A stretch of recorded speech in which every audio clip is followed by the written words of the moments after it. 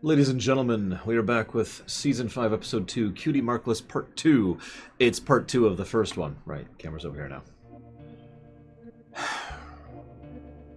So, Megan McCarthy actually went out publicly and was like, hey, I'm going to go ahead and give my own interpretation of the friendship lesson of the episode, okay? Here's the friendship lesson. Never follow weirdos into caves.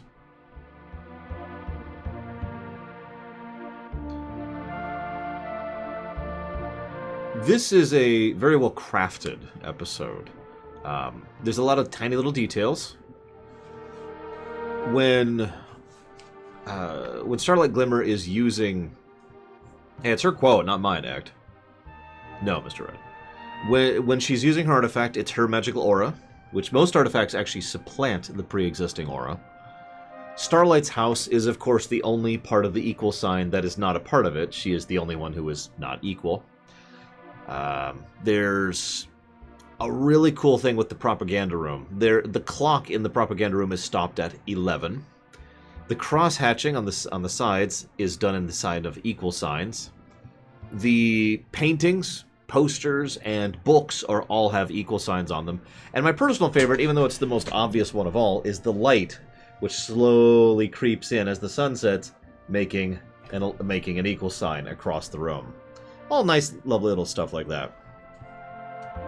Also, we periodically see this little like a negative sounding magical effect every time the equal sign starts to actually affect them, which once again shows how this is a spell that is specifically suppressing their real nature, which is messed up in so many ways, but we've already discussed most of that. So let's just move on. This is, of course, straight out of 1984. This is the propaganda room I mentioned earlier, including the constant... You know, this is the propaganda that's being spewed over the speaker constantly. Fluttershy can no longer talk to birds. Rarity can't tell if fashion is worth a damn. Pinkie Pie no longer has any energy or amusement. Applejack lost her strength. Again, Earth ponies have magic. We actually established that just 4 episodes ago. For real, no reallys. And, of course, the most important thing of all... Applejack can no longer do countryisms. Oh, it's beautifully terrifying. I love it. This is such a good episode. You notice I didn't rank the last episode yet? It's because I want to rank both of these together. We'll do that in a minute. Propaganda room. Fluttershy can't do a thing. Even tweets don't make sense anymore. Reference. What I think personally, Act, is they are effectively, let's call it an enchantment. I suppose a curse might be more accurate. That is put on them, that is being maintained by Starlight Glimmer. In other words, I don't think if you were to somehow magically remove someone's cutie mark, I don't think the equal sign would just show up. I think the equal sign is the second half of the spell. Part 1, remove. Part 2, stamp. Make sense? That's how I think of it. I don't know. And we don't see her doing that much cutie mark stuff in the future. There's only one episode I can think of off the top of my head, so whatever. They are... So, hang on. So there's a scene where... Gather round, friends. Gather round. Everyone come out. This is the most obvious other bit of foreshadowing, which I didn't actually mention yet. In this bit of foreshadowing, Starlight Glimmer is not desaturated. It's been visible since the first episode, but this is where it is the most visible, right here. Is because you can see her... We got the main 6, who are clearly less colorful than they usually are. And then, now that we have been introduced to the fact that they're desaturated, we realize the others are desaturated, which hasn't even been that obvious, because they just look like normal ponies. It's only when we understand that the desaturation exists at all that we can recognize it. Which then, by contrast, shows that Starlight is not desaturated. And yeah, they're going to build new... you're going to stay with me until you get settled in, and we're going to build you a new house. We have a whole thing for it. This is the cult rulebook, okay? Let's just say that out here. The reason I was a little bit delayed is I was looking up a few things. This is straight out of brainwashing rulebooks, okay? Routines, lots of routines, lots of ritual. Please join us. You know, this is called love bombing, is what this is. Then they use hot seat, making all of the focus on you and all of the impetus on you. You need to tell me who betrayed me. Who is the one who turned on me? This is what she does to Fluttershy. She does this while using the next technique, Guilt. Guilting and shaming the crowd. Oh my god, who would ever try to turn against us? Who would ever go away from our community and try to hurt their friends? Guilt, guilt, guilt. That's then I can't remember his name. Meme Pony comes out and says, "It was me," and he sacrifices himself to the group. That brings in public shaming. Oh my god, I can't believe how you could have... Party favor, thank you. I can't believe you would do this to us. No, and I actually wrote this down, quote down, word for word. No thought to the pain you'd cause your friends. Such selfishness. Yeah. What else do they do here? Oh yeah, a couple other things. There's a lot of mantras. You know, they have patterned dialogues that they say. They talk about how individual thought is awful. That's also from the cult handbook. There's also fear-mongering, obvious. And my favorite one, and this is actually the most subtle one, almost everyone there, including Starlight, never says I or me. That only happens when she loses her cool later on. All the dialogue says we or us or our. Now that may sound like a weird thing to pick up on, but that kind of very quiet reinforcement sort of tries to shove the mindset that the group is what is actually being cognated, not the individual. And I don't mean like the individual in service of the group. I mean it's trying to get across the idea that the individual doesn't exist at all. Only the group does. Thus, we always speak in a plural tone to indicate that whenever we are talking or whenever we are speaking, we are automatically thinking of all of ourselves as one. Yeah. Resistance is futile. Oh god, I love this episode. These episodes, excuse me. So then I had a realization. I've never realized it. Remember, I've only seen these episodes once. So this is only my second viewing, and easily my first time going through with full analysis mode. So I've noticed a couple things I never noticed before. Including the fact that Pinkie Pie has turned into Maud. What I actually noticed was I was like, damn, Pinkie Pie is so much funnier here than she usually is to me. Oh my god. And then I realized what she's doing is she's just being Maud. Who, for those of you not aware, is my favorite pony. Laughs don't come from barrels, they come from inside you as a response to delight. Love it. Anyways. Also, they reference Portal 2 in this episode. Did you catch that? To excel is to fail is a direct quote from Portal 2. GLaDOS uses it. Anyways, then we get to Double Diamond. Now, first of all, Double Diamond, I remember his name because I've actually been skiing in my life. But Double Diamond's empty, vacuous voice, oh my god, whatever voice actor they picked for him was brilliant. I can't even do it. I don't understand. When they eventually accept us, won't everything just be better? That will be so much... Like, there's just... He does this... Whoever the actor they brought in was brilliant. He sounds like he's half asleep. It's awful. This, of course... Yeah, Landra... Oh my god, there's some total Landra vibes here. Absolutely.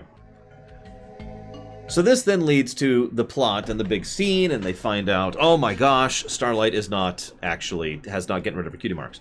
As I've pointed out, they've already hinted at that several times, so it wasn't that big of a reveal, but it does kind of help codify things. And you could see why Fluttershy thought revealing that fact would have everyone turn on her, which it actually does, of course.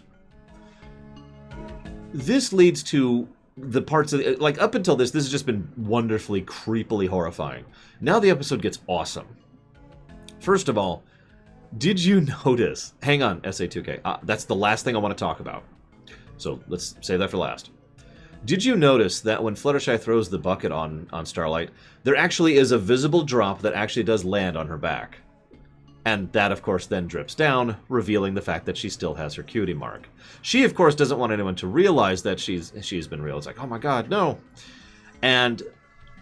this, of course, leads to... Yeah, the animation is so good at this point. This leads to the other big magical talent that she has. Remember I mentioned that she's a good remixer? That she can take existing spells and refine them and improve them, and in some cases finish them? She has one other specific talent, which to my knowledge only comes up 3 times. Cutie marks. She actually has cutie mark magic. The biggest one that comes to mind, of course, is Celestia and Luna, but you get the idea. This, there's something messed up about being able to force your will onto what is effectively a manifestation of someone else's will, because that's what that really boils down to. But that, of course, makes perfect sense. And she even highlights that with her speech. I wrote it down, word for word. I brought you friendship. I brought you equality. I created harmony. You remember, I know I've talked about this so much, and I swear this is the last time I'm going to bring it up. The pattern and the very theory and concepts of the pattern came from the previous episodes and these 2 episodes. This 4 block right here. The end of Season 4 and the beginning of Season 5. All of those ideas came from these episodes, and then I just expounded on it as I went through the rest of the series. You can't create harmony. By definition. By the very concept of what this pattern is, you cannot force it. It's not possible. You cannot... I mean, they say it in the episode, they just say it in different words. You can't force someone to be friends with someone else. It doesn't work that way. You can force them to be together. You can force them to interact. You can force them to do the things that friends do. But you cannot actually craft that actual real friendship. That has to be a real thing, a natural thing. That cannot just be forced into existence. It's okay, Weouts. I understand that a lot of people dislike her. I imagine we're going to get a lot of flack when we get to Season 6. Holy crap. We'll get there when we get there. So you can't do that. And she insists that she has, which says a lot about her mindset. The fact that she believes that she can brute force the situation and make this happen says a lot about the mentality she has. And, I'm going to go and spoil a little bit, she is going to have that mentality in the future. This is the other reason I call her the sorcerer versus the wizard. Her approach is always very brute force, very, direct line, right? I'm here, there's here, I'm just going to go straight through whatever's in the way, screw it. She tries to force things a lot.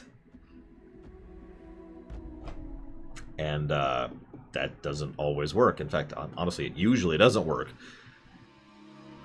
In her case, it has worked so far. This is the first time she's had... Well, this is the second time she's had a major setback. Either way. So she has this big speech about this, and her mindset is there. Twilight starts to do a speech, right? Your typical MLP speech. To my knowledge, this is the first time in an MLP where someone just tells Twilight, quiet! And shuts her up in the middle of the speech. Which says a lot about exactly how far gone, I think, is the word choice I want to use, that Starlight is at this point. Now, the funny thing is, the Starlight we see later on could probably take on the entire town in a fight without even trying.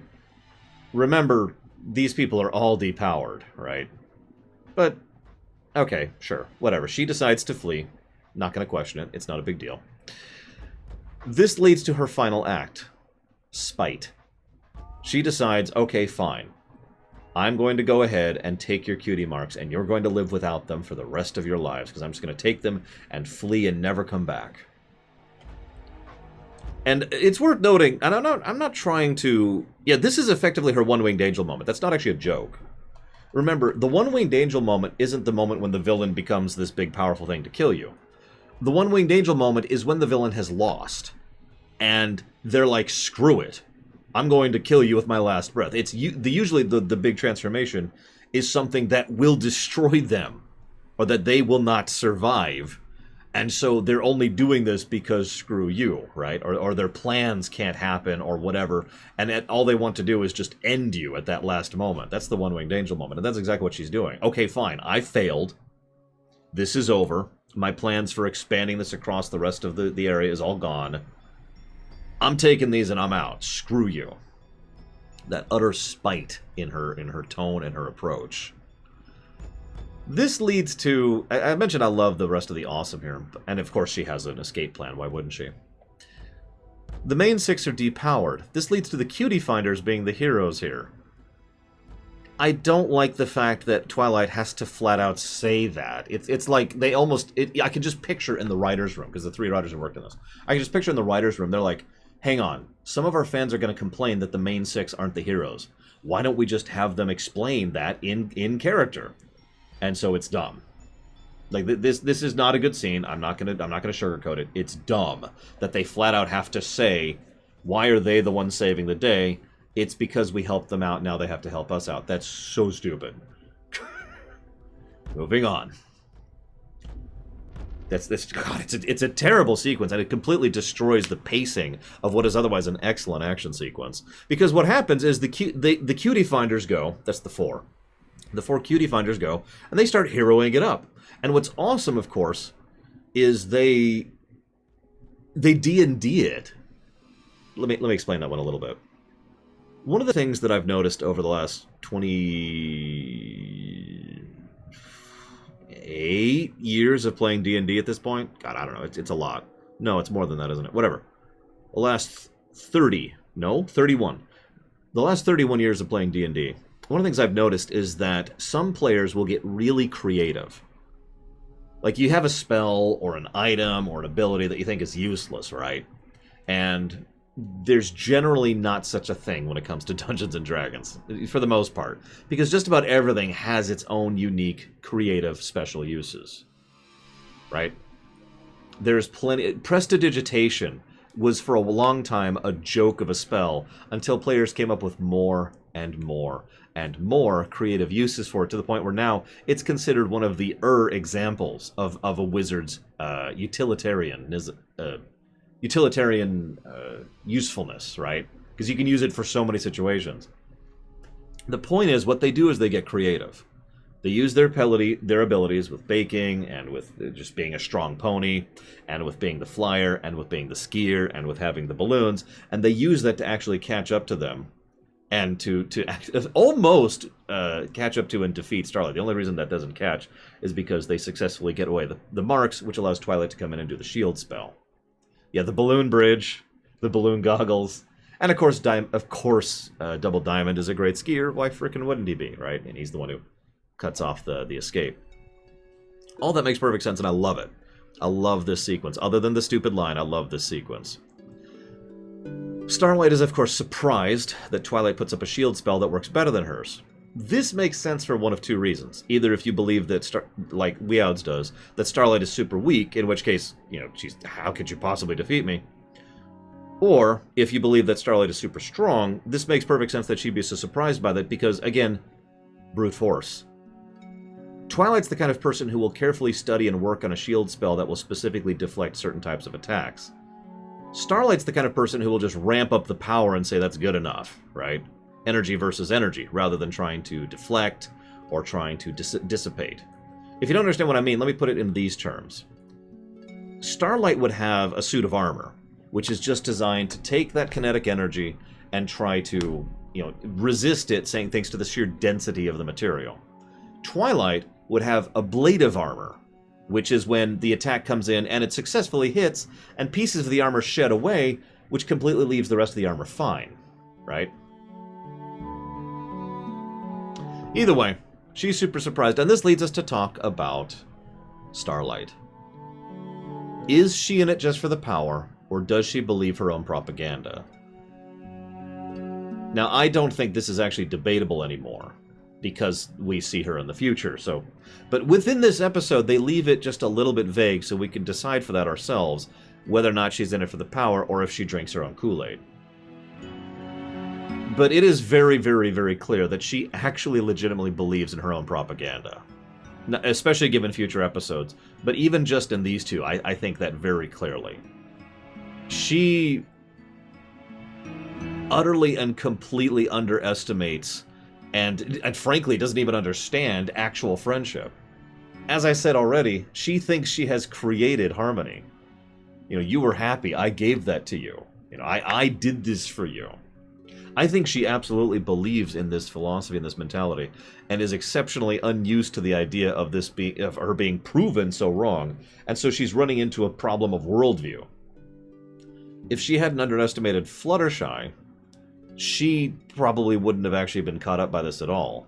if she hadn't underestimated the fragility, overestimated the fragility of the friendship of the others, she would have been fine with this. She perfectly believed everyone would be okay with things as long as she explained it properly, and she was wrong about that too. At every stage of the line, she clearly shows that she does not understand friendship. Which makes perfect sense, given what we see and given what we know. It's one of those... I can't believe I'm saying this, but she reminds me a lot of Pokey. Not as bad. Pokey is so much worse. Oh my god. But similar concept. She is someone who is actually wrong. Just straight up wrong. And she, as Larian says, she legitimately believes that what she's doing is a good thing. That it's very clear that that's her philosophy here and her mentality. And of course, like most people who legitimately believe something, when they are proven to be wrong, they don't take it well. I'm not inferring anything from that. I'm just speaking from personal real-life experience.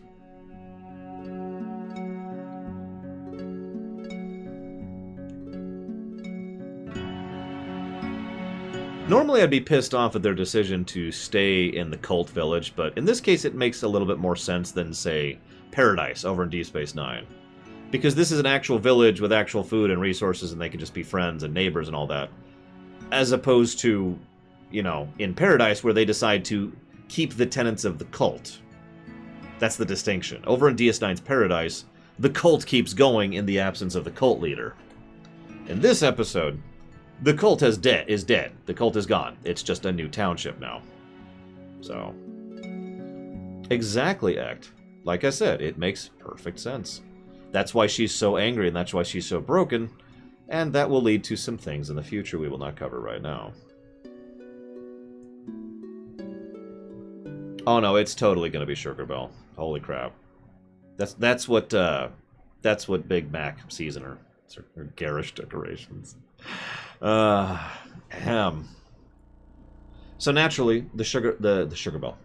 The Cutie marks light up, and that's the map indicating, hey, the harmonic imbalance has been corrected. We cool. Okay, that makes sense. I'm with it. And once again, we now see the final step of what the plot map is going to be functioning like. Here's your quest, and you need to return from said quest. Yeah, I agree with that. The map didn't call just me. Yeah, and it's absolutely correct. It wouldn't have worked. And as we'll see in the future, the map will actually have a way to call people to the map, although that won't come up for a little bit. I forget where exactly that'll come up, but that will come up. That will come up in the future. Because I'm pretty sure, like, the next 4 episodes don't even involve the map directly. Yeah, I think Lost Treasure of Grivenstone is the next time the map actually shows up, which is episode 8. I could be wrong. Spike is just watching Hoofball. Spike likes Hoofball. No judgment. How do we rate these episodes?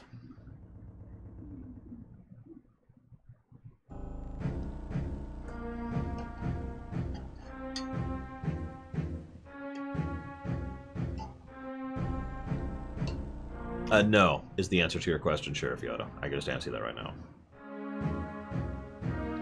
The stone shows up in a future episode. That stone doesn't show up until Season 6, Dream Whisperer.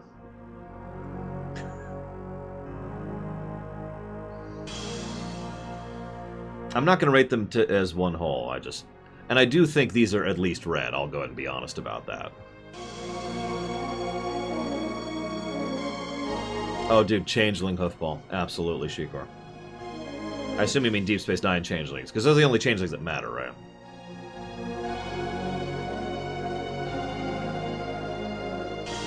So I'm seeing several people saying the first one's purple, the second one's red. Allow me to disagree. The only flaw in the first one was Twilight sucking, and the only flaw in the second one was Twilight's speech. One flaw in each.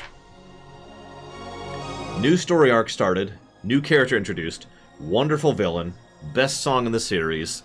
We have just amazingly forthright adult topic and themes addressed very well, which still ties into a way that makes perfect sense from a children's perspective. Oh, I didn't even talk about that, did I? Obviously, this is an episode that's a little bit more for the grown-ups than the kids, but you'll notice how even the kids have something to pull out of this episode. And that is something very, very simple. You can't force friendship.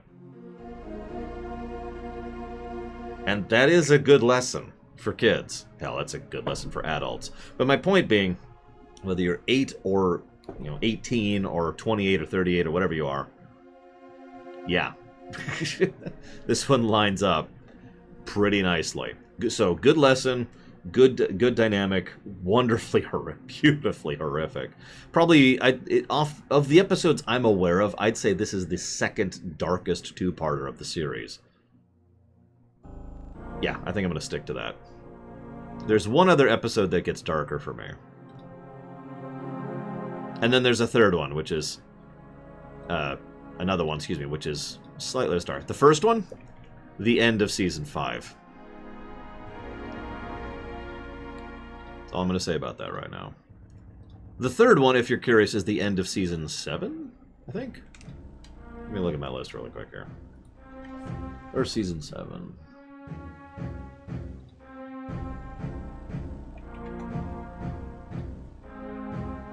Season 7. Nope, I'm right. Shadow Play. Season 7. I was right. And you're probably thinking, why is that dark? Star Swirl. And, well, you know. Let's not spoil. Let's not spoil.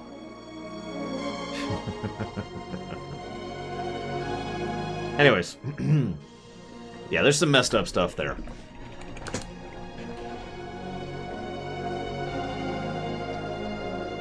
Wonderfully messed up. Anyways, I think that is it.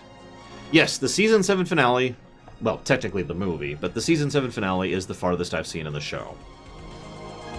Okay, fine. Here's the spoiler. Star Swirl and his friend. There you go. There's your spoiler.